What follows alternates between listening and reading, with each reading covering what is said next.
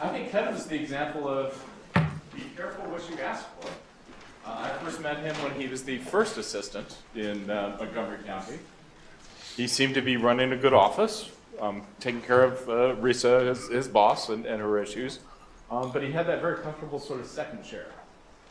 Then Risa decided she wanted to go to the bench, and Kevin thought it would be a really good idea to run for, and was successful at becoming district attorney. He's still in his first term. He has, many of you have probably seen him in the news. The first case was Attorney General Kane. He ended up landing, I think that had been an active case when you took over the position. Correct. And got involved. And So was the second one. the second one was well, the second one was a bit of a campaign thing, right? No. No. But how many elected prosecutors have prosecuted an attorney general in the first term, and then Bill Cosby? You know, you see on TV. I think Cosby, you got to do it not once, but twice, right? Yeah. So you got a really good with the evidence and the witnesses and such in that case. So. And I'm the guy he called an asshole in court. Yeah. So. Yeah. You made Mr. Cosby angry. Yeah, I already there's a round of applause for you there. But it has been an honor to be involved in talking about the work with the APA. He was very early in our major counties, realizing how important it is to sit and listen to what other counties are doing and how you do it. So, Mr. District Attorney, Thank you. it's all yours. And also, he was supposed to have another district attorney with him. And one of the things we learned from the winter meeting of the major counties is the Darwinian theory of prosecutors. Is we went to East Baton Rouge, or Baton Rouge, Louisiana, in January, which that's a great place for a winter meeting. Down in the south, nothing ever happens, right? No, there was a major ice storm. Everything was shut down. Flights were canceled. The government itself was done. At the time that the governor met with us, he had shut down the entire state government, even though we were in one of his buildings. We let that be open. But of the attendees, and I see that nod a little bit, there was only a few that made it. And some we knew were there, and some we didn't know were there. The Montgomery district attorney, we didn't even know Kevin made it. And suddenly I see this guy, and he was wearing, I believe, black, but definitely leather shoes, trancing through the ice and snow. He goes, I'm from Pennsylvania. It's no problem. I'm here, and I'm ready to the meeting, and got there timely. Apparently, the district attorney from Chester County, which should have even more weather than Montgomery, couldn't make it here. Yeah, and it's not that far. It's not that far. So, while we were set up to, we have just one, but we have one of the Darwinian and survivalist DAs. So, thank you, Mr. Steele. Yeah, that trip to Baton Rouge was interesting because I got there, but my luggage did not. So that set of clothes got used for a couple days down there. Yeah, so I'm looking around the room, and I guess most of you that are still here are not from the area. And our courthouse closed earlier today. Our kids were sent home from school, and I appreciate that a few of you all are still with us at this point. It's probably for John's punch afterwards. But I guess I'm the token local guy here on things. And what I'd like to do is talk about what we've done in Pennsylvania. And so I come to you as both the Montgomery County District Attorney and representing our District Attorneys Association. I saw Chris come in the back. So the best practices and best practices committees, and and how we've addressed some of the issues involving officer-involved shootings, and hopefully work through how we looked at it in Pennsylvania. Some of the challenges. I'll do a quick case example, and then hopefully we can have some discussion on this, because I know with some of the different size counties and the different places, you're dealing with it very differently. And that is something that I hope to hear about, because I think this is something that is going to be changing as we move through. I know Kings County is gone to a very different model than we have, and New York, I believe, these are run by the Attorney General's office. For us, it's local. So just so you know where we are and where I'm from, because I know there's a number of Montgomery counties throughout the United States. So Philadelphia would be just to the right of the little yellow slide there, and we're third largest in the state. So it's Philadelphia, Allegheny County or Pittsburgh, and then us. So about 820,000 people, and Chester is right next to that. So I made it. And with that, we're dealing with 51 law enforcement agencies. So I know in some of the bigger jurisdictions, you're dealing with maybe one main law enforcement agency. So there's some challenges that come with that. And we're prosecuting about 10,000 cases a year. I was interested to hear the numbers from you. You have a lot more prosecutors than us, and a little less population, I think. So I need some advice on how to work that. But we're also in a pretty lively media market here, fourth or fifth largest in the country, and with that comes some challenges, especially in some of the trials I've had recently. But what we're looking at, and what we did as an association in Pennsylvania, is put together through our best practices committee a best practices model for the state involving officer-involved shootings. And we tried to keep it somewhat broad because we're a pretty diverse state as we went through. So kind of the advice for all of the areas, but then making it in a way that you could work through it and do your own as you do it. And when we went through this, we really looked at other places across the nation to try to figure out what other places were doing and what would represent our state in the best way we can. So we released it back in 16, and there were 16 recommendations that came with it. I'll touch on a few, but I believe at the time this was the first statewide model in the United States for best practices for the officer-involved shootings, and one of the main aspects and the reason why we did this was we were trying to encourage the ability to maintain the integrity of these investigations and be transparent with these investigations, because of the importance for the public to trust the process and trust what we're doing. And we've all seen some of the things that have gone on nationwide on this, and we felt it was important to do that.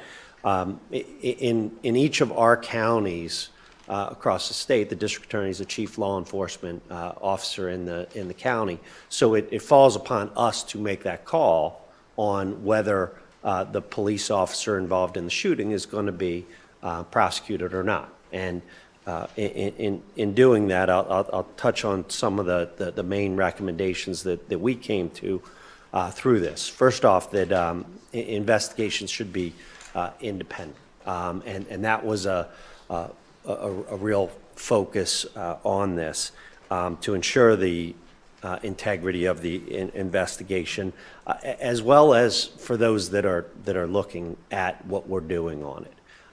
Where's the independence in this? If it's an agency that is investigating itself, I think there are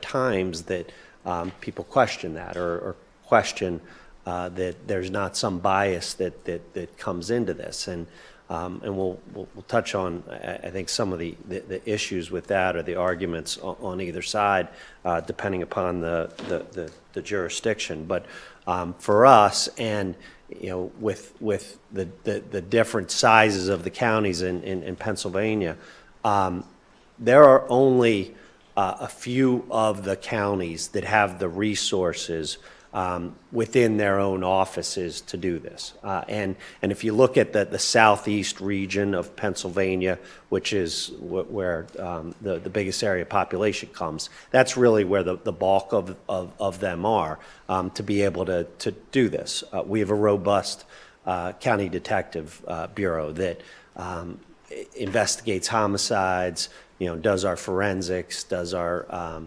our narcotics unit, major crimes. We have a number of units, and so they're very used to investigating, homicide cases. And what we've implemented and what we did with ours is that we take over those investigations, and we have the resources to do it. Not every place does, so there are some concerns with that. The second point that we direct the investigation, that we get involved into it right from the beginning of it and work the case through so that we're in a position to best be able to handle any questions that come up down the line. And we found that being involved right from the get-go on these things, as opposed to somebody handing you a case file down the line and you keep sending them back for more questions and more questions, that if we're involved right from the beginning on this, then we're in a better position to have the information that we need to make the right determinations as it goes, and that we're experienced in this. This is what we have to do, hopefully not every day. Maybe Philadelphia has to do every day, but our murder rate is somewhat lower in the counties. The other things that the recommendations looked at is the need for on-site safety and security being the essential aspects of any of these right from the beginning. When there's an active shooter, when somebody is injured, that takes priority above everything else, and should. And so that being an important first step in it. And in many of these, I've been just very impressed with the officers involved and how quickly that they turn to life-saving measures, even in individuals that have shot at them, and then there's return fire on this, on how quickly they jump into those modes. We're blessed with a lot of very good hospitals and a lot of things in our area for those life-saving measures to take place. The other thing that we put in to the best practices was, or the recommendations was using the best technology available, and that's important so that any question can be answered down the line. We're using, and I know most robust places are using the 3D scanners that we then have the ability to look back and work through to make sure every piece of evidence, and even if something wasn't collected at the time, we have all that to be able to review at a later time, and that technology is used in all of these cases that we're involved with, and our forensic unit does that for the 3D mapping that may come, or whatever we need to do down the line. The other aspect of this in this time is the importance of video, and gathering all video from all angles at the earliest possible time, getting it from the law enforcement officers if they have body cameras on, getting it from any of the private places that may be around that, and getting that so that you have the best available evidence to make the calls that you have to make in these cases. Communication with the public, I'm going to, a couple of shout outs to my colleagues as we go here. Bucks County, which is not too far from here either, one of our other populous counties. Matt Weintraub's the district attorney there. And the importance of communicating with the public when these things happen and doing it in a way so that the public has faith and trust that you are on the job and going to do it in the best way that you can.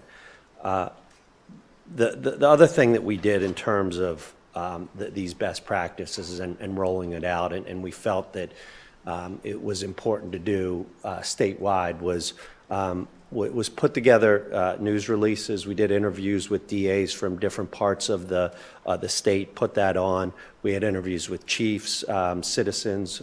We brought the mother of a son who had been killed in an officer-involved shooting, and all made it a part of it. And with the size of Pennsylvania, we did it in the east, we did it central, we did it in the west, in a coordinated way to roll out these measures. We did press reliefs, we did interviews on it. I'll put a couple folks up. Just point out that that's who's supposed to be standing next to me. But I guess it snowed a lot in Chester County. And Tom at the time was and is the in charge of our best practice committee from the District Attorneys Association, and the president of our association, Lebanon County. District Attorney Dave Arnold are the folks on there, and so that's what we put out an op-ed in the Philadelphia Inquirer that was printed.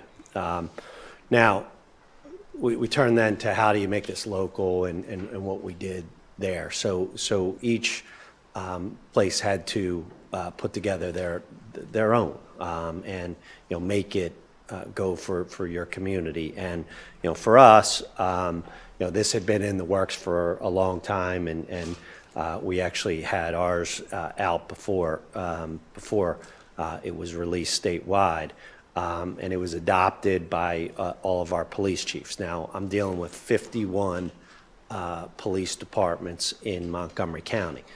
So, you may look at that as herding cats at times, but it wasn't. It was very, we worked on it with our chiefs. We collaborated with them. We tried to figure out what was going to be best. And we also worked with our FOPs on this to get their input on what we were going to do and how this was going to go. So I'll get you a case example, and for those of you not in from the area here, about 30 minutes out, what we refer to as the Schuylkill Expressway, is the King of Prussia Mall. Largest mall in the country right now, and I don't know that I would travel there today. If you're looking to go shopping, I don't think the roads are in great shape right now. But October 2017, we had a officer-involved shooting in the parking lot of the King of Prussia Mall. More than one officer discharged in that shooting. Immediately, our unit, our forensic unit, as well as our homicide unit, went out and was on scene. The circumstances of the shooting, I'll get to as we go through, but this was involved. There was a number of in-car cameras that we're dealing with.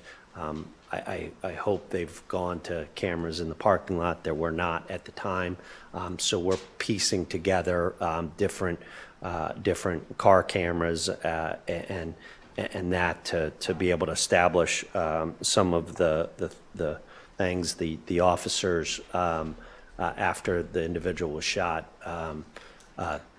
performed life-saving measures, and he was hospitalized and unfortunately did not survive. I'll cut to the end of the investigation, and then kind of work back through it. So you know where we ended up getting to. But on November 20th, which was shortly before Black Friday, I ruled the shooting was justified and did not file charges on the police officers. So I want to jump back now on the system and what we had in place and how it worked as we went through it. We have trust with our law enforcement community. The officers came and gave statements. They cooperated with us in the investigation. The police chief, who handles one of our larger police departments, was on scene immediately with everyone else, and everybody turned their guns over. Everybody went through and did each of the steps that we asked them to do on it. Our team handled the scene. They mapped everything, did that. I was overseeing the investigation, so forensics, ballistics, as well as the crime scene. That night, the police chief, made some public statements along those lines, and assured the public on what we were doing and that we were going to go. You have a question, sir? Yeah. You talk about county detectives, are they your investigators? Correct. What we do is we cherry pick the best. Sometimes they're from our local departments, sometimes they're from larger departments that are handling more. We've cherry picked a few from Philadelphia, especially forensics and ballistics guys that have been working those. So it's a police agency that works with our local department a lot, but they're under my direction. I say "are" a lot because I've got a great team that I work with every day. With that, the police chief laid out some of the aspects of the shooting from the beginning. There were also some charges that came on the fellow that was shot because. And I'll get in the weeds a little bit here, but he had actually gone to the same parking lot a couple days beforehand and robbed somebody at gunpoint. There had also been a carjacking from the state of Delaware where he was using that car, and there was a warrant from Delaware on him. He drove that car that he had carjacked back to the same area, the parking lot, when the police attempted to apprehend him and had him tracked to that area. He was trying to run down police officers in an effort to escape being arrested, and that's when the shooting occurred.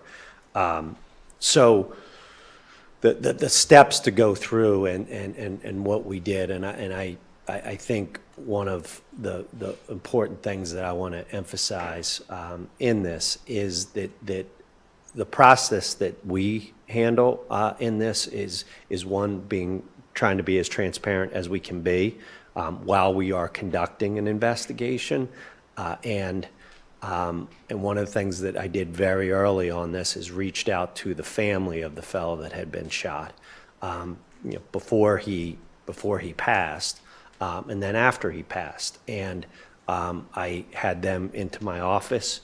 I sat with them. I spent time with them. I had them ask me any question they wanted to know and anything that they had heard and anything they wanted me to look at. And we ran things down and got back to them and worked through it. And, you know, before I did anything publicly on this, you know, I talked to them about it. And of course, they weren't happy with the determination, but they understood. And they thanked us for the efforts that we had made and that we had worked through with them. So I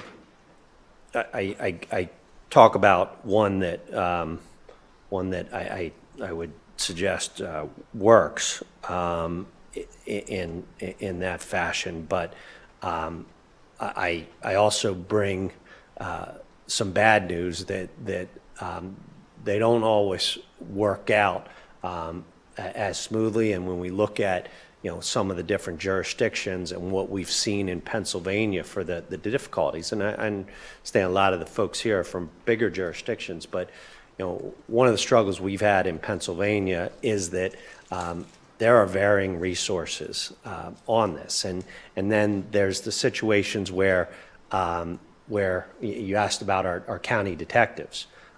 Delaware County, our neighboring county, had a shooting involving their county detectives. You know, what do you do in that circumstances? You can either, you know, turn to the state police, or what the DA at the time did, Jack Whalen, you know, called me and asked us to send our team over to conduct that investigation for them. You know, so that's a possibility for, you know, different resources of the different counties. You know, some of the challenges with it is, you know, these investigations take time, and when you're dealing with departments that are, some are very small, taking police officers off the street for a long time, you know, can really affect what they're doing. So I think there is a need to make that a priority investigation for the person that's been shot, their family, for the police officers that are waiting to hear what the results of your investigation are in these cases. And then, you know, one of the significant issues that we've had is jurisdictions that are only covered by the state police, and that has risen to a head in a couple cases, and I'll touch on one from Northampton. I was with my colleague John Morganelli yesterday in this, and he had a shooting that had occurred. I'll briefly, factually, a mother of a fellow called in to say that her son was suicidal. He had explosives taped to him, nails that were being shot out or ready to be shot out on some different things. Troopers arrive at the house. There's a shots fired call. John gets a call to come out on it, and was asked originally by the PSP, Pennsylvania State Police Lieutenant, whether he wanted to head the investigation. When the victim was deceased, he indicated that he would head that investigation, and then this is where some of the issues arose with the state police. You know, at the time, and we've moved through some of these issues, but it was a policy for them to investigate their own officer-involved shootings. They then refused to cede jurisdiction on that to the DA, and they go through their investigation. I don't know that they cleared it. They were giving it to John to make that determination, but I guess they came to certain conclusions. And what John did is he did a grand jury investigation into that. Now, that grand jury then did two parts. They looked at the case. They ended up not looking to do a presentment involving charging the officers. So that was the first stage of it. But then they did a grand jury report and worked on that report. The Pennsylvania State Police, before the report came out, filed a motion to suppress the report. And that was litigated. The governor, through his support, behind the Pennsylvania State Police on their policy to do that, and that was done pretty publicly in this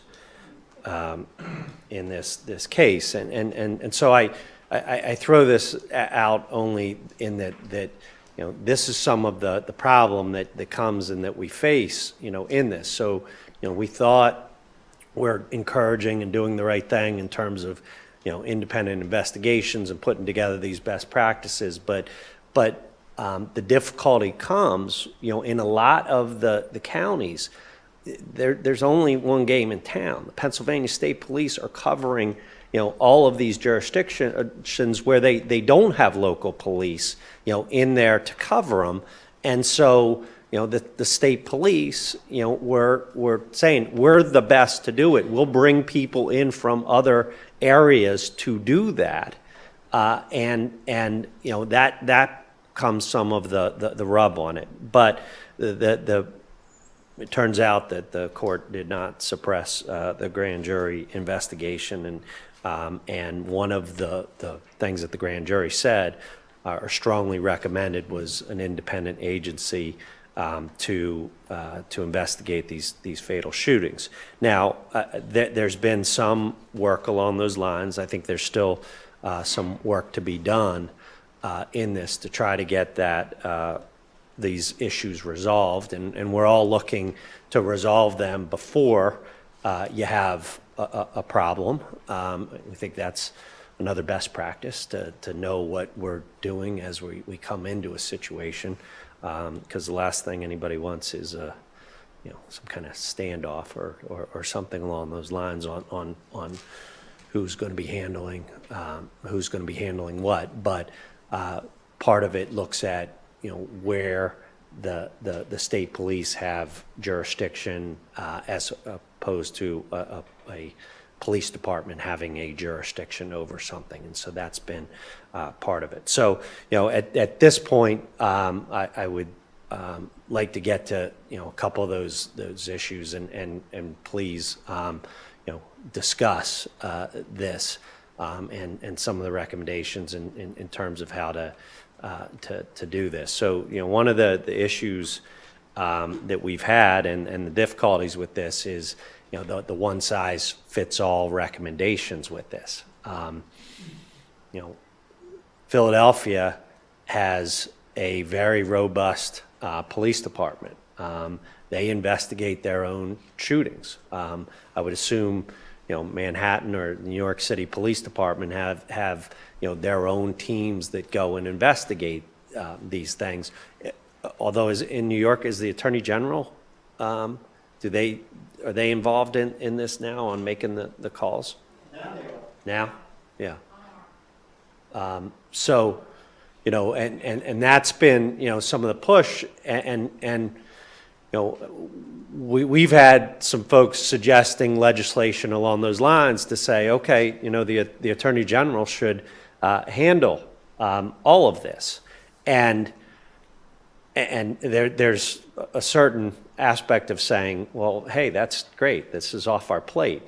These are difficult issues and go. But when we signed up for this job, it's to make the courageous decisions and to do the best that we can with it. And our thought is, if you are sending somebody in from the outside, are the police officers going to cooperate with them?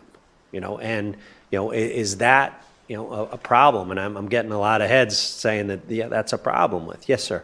I'm county prosecutor in TNA, County, New Jersey. In New Jersey, there's a attorney general directive when an officer involves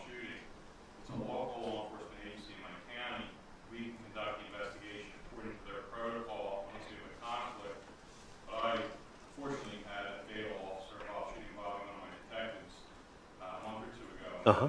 They send out a shooting response team, Colonel Justice has a shooting response team, they immediately come down, secure the scene, they conduct all the interviews, I can even talk with my detectives, and then they, they'll find the issue in court, they'll put this, they usually will put it in front of a grand jury unless it's so clear that they feel they don't need to. And so, for anybody that didn't hear, talking about a shooting response team that comes in, and my question on something like that is where in the state are they coming from? Are they there right away? Is this, what's the time frame? There's a team that come from Trenton, there's other people stationed in different parts of the state, so depending on what county you're in and where the shooting occurs, that's where the nexus of the group would come from. Got it. So, and then the question always comes with something like that is, all right, who's paying for it? And it sounds like New Jersey has moved to a model where they're paying for the team to come in and handle those type of cases. And I think for us as local DAs, that may sound like a pretty good thing at times, but we also are usually the ones first on or early on, and you want to have the scene protected. You want to do all of those things that have to be done right away, like and preserving the integrity of the scene and doing the different things that need to be done. We can secure the scene until they get there, and then they take control of the scene. Do it that way. All right. Some of the other things, and I guess this goes to that too, is the jurisdictions that have the limited resources. We have some prosecutors in the state that it's them, and maybe one assistant and no county detectives or one county detective. So they're relying on the police department to or the state police on those type of cases, and how do you work through those type of issues where you do have limited resources, and to be very frank with that is actually much more of our state than has the resources to be able to conduct these investigations. And so the one size fits all, it makes it somewhat difficult to go through those. Again, locations with only one law enforcement agency. So, I mean, you all are dealing with it in a different way. And I guess my question to some of the larger jurisdictions that deal with this on a everyday basis, is there pushback, that somebody, a large police department is investigating themselves in that? Is there questions that come from that? Getting some nods, yes, but yes, ma'am. So, I'm from Baltimore City. Uh-huh. And I'm a deputy who oversees every we have probably between 8 to 12 police shootings every year. Uh-huh. And we get a lot of pushback from our police department because we have always wanted an independent legal team to come in and do the evaluation, take control, and they will not do it. They believe that they can investigate their own. We've actually gotten to the point where they allow us to come to the scene at a time and to go do the interviews. But we do have a lot of pushback from APD. They believe they can do their own investigation, and we have constantly said that that's not. And it sounds like it's a struggle on almost every case then going through. With something like that, and I know Philadelphia, the police department here works for the mayor. In our counties, we're the chief law enforcement officer, and so most of the departments, give us deference on that. So it's the way we work through some of those issues. But that's my an understanding from some of the big city places in terms of the struggle or the problem with that and getting in there early. to be a part of it, because, you know, like I said before, I think that's a really important part to getting our answers to the questions that we have right from the get-go. You know, because when you go in later to try to find things that you're going to need, it's often much more difficult than if you were there right from the beginning.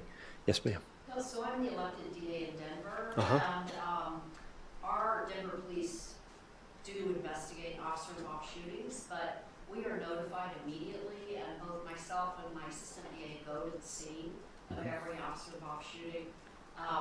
We're given access to ask questions, to request things to be done, and then we go down, all the officers are separated and taken down to police headquarters, and the officers who do the shooting. And we go down to headquarters as well, and we the assistant DA sits in for the interviews of the shooting officers, can ask questions. I watch, and I can ask that certain questions be asked. We have an independent monitor office, and they also are there at headquarters, and they are also allowed to request certain questions be asked. Our officers typically do not watch their body-worn cameras before their statements, so they're giving statements right then. And so far, I've only been in office almost 2 years now, but so far, I feel like the investigations have been thorough, and honestly, I think Denver police have probably the best homicide unit in the state. And so there was discussion about turning it over to the Attorney General's office, but they don't have people all over the state. So I think one of the real benefits of having it local is that we are there right on the scene immediately. And then what I did, because it was an issue in my campaign, was I promised to have a public meeting if I did not file a charge against an officer, at which we issue a written letter if I'm not charging, and that is public. We open our complete file to the public if they want to come down and look at the videos, watch the body cam, whatever. But I also have a public meeting with the public, and I do a presentation about why I made the decision not to file. Anyone can ask questions, and I also meet with the family. I try to meet with them right after the shooting, kind of explain the process, and then I always meet with them before I issue a decision, individually and personally, and I give them a copy of the letter before it's publicized. And so far, it seems to have worked pretty well. Good. Thankfully, we haven't had a really controversial shooting. I mean, we've had a few that are close. I also, in one that I really was concerned about, I did send it out to an independent expert who does testify for both sides and has experience as an officer. And he was very helpful in helping me make a decision. So I guess it just kind of depends on your jurisdiction. And I think that's a great point. But it sounds like you have that team together right from the beginning that's in there to get the answers to the questions you need from each of the roles as you work through it. And it is Denver Police. I mean, it is the homicide unit. Even if no one is killed, they do the investigation. So, I mean, I suppose we're subject to that same issue of how can you investigate yourself, but. And that's been the argument from my colleague Tom Hogan, you know, on some of these too, in terms of his county detectives. Like, their job is to go and do homicide investigations. You know, sometimes the state police, that wasn't their job. They handle a limited number of those as compared to the team that does. So putting the best people, you know, on it to be able to figure out, you know, what happened so that you have the information that you need to make the right call. You bring up a couple issues that we'll deal with, but yes, ma'am. So I'm from Chicago, Cook County, Illinois. We cover approximately 130 suburbs along with the Chicago Police Department. We average about 40 to 50 officer-involved shootings each year. And they're handled in a variety of ways depending on whether it's the Chicago Police or the state, one of the surrounding suburbs. There was a statute passed approximately 2 years ago to sort of set out a protocol for how these are handled. And essentially it says that there needs to be 2 lead homicide trained investigators from an independent agency that will review the officer. It's only for fatalities, so it's any in custody deaths. They then have to present their final report to the prosecuting authority, so to us. If we do not charge, then the department has to do a public release. It's up to them to determine how many details that they're going to release. Now, was that legislated? Did that come from your state legislature? It did. Okay. Honestly, it resulted, I think, after the Laquan McDonald shooting, there was a lot of movement for police reform and more transparency, and so the statute came after that. And then what our newly elected state attorney Kim Fox did, she took it a step further, and after we do the review for all of our cases that we're going to decline to file criminal charges, we then send everything to the Illinois State's Attorney Appellate Prosecutor's Office, and then they review everything, including all of the case file, our findings, and review it as a secondary level of review. After you have made the call, you give it to them? Correct. Okay. Now, what if they disagree? They'll make, well, that hasn't happened yet, knock Okay. on wood. Okay. But the idea would be that we would sit down with them and address whatever concerns they had. If they saw something that we didn't, we'll take another look at it. But have you gone public already? No. Okay, all right, that was my question. So, one of the things that, and this came out a product of working with John a number of years ago, from a failure that we had in our office to establish an internal position. It's called professional standards, and our deputy DA is here on that.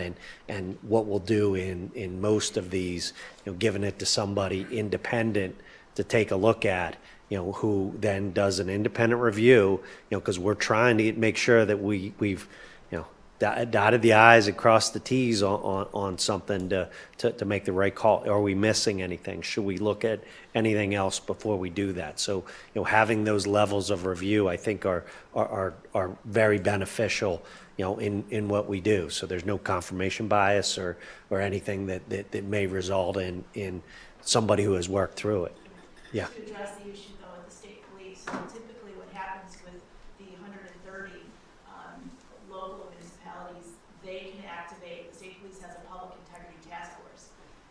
There's 5 investigators assigned to it, so to cover the whole geographical area, present some challenges. They can bring in state police from other parts of the state, but that takes time. So what's been happening lately is there's a move, and by the way, the shooting officers are now refusing to speak to the state police. So the chief has to activate the task force to come in and handle the review, but then the chief's officers are refusing to speak to the investigators. So they're really put in a tough spot. But what's been happening is we have some major crimes task forces.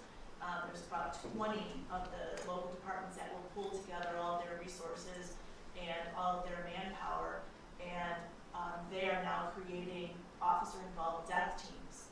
So they're going to receive special training, and that's designed to address some of the shortcomings that they experienced with the Illinois State Police. I mean, for example, there's a shooting where it was snowing, and thankfully the local department took pictures of the scene because then it snowed. And by the time the state police got there, I had crime scene photos where it was just, 3 inches of snow. Yeah. So in order to avoid situations like that, they're trying to have this independent team within their task forces to address. You needed to remind us that it was snowing outside, huh? What's that? It was November, but I think you make some great points in terms of, to the levels of trust that are important. Like a very important part of this is having the public, trust that we are going to do the right thing and make the right calls. And, part of that comes with the transparency. But another point on this is the trust of the police, to make sure that you can work through the investigation, the right way. We've had some interesting things came up. Not too long ago, we had an officer-involved shooting where it was Philadelphia police that had chased somebody into Montgomery County, and there was a shooting, and we went through how we typically do this, and went through our protocols, and asked the police officers to come in and meet with our detectives, and got interviewed, and did each of those steps.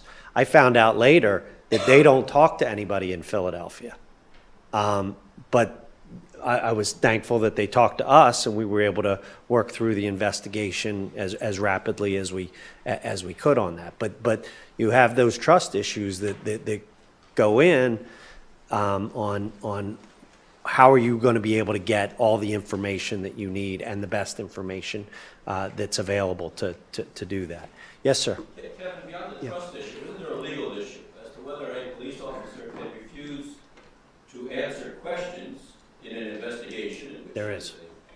And keep his job if he or she refuses? Sure, because there's a tangential on this where somebody's given their Garrity warnings and going through it that way.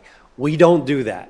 Like, that's not our role. We're not doing an internal investigation on the police. So we make it clear that this is not Garrity, and we're asking them to speak to us, and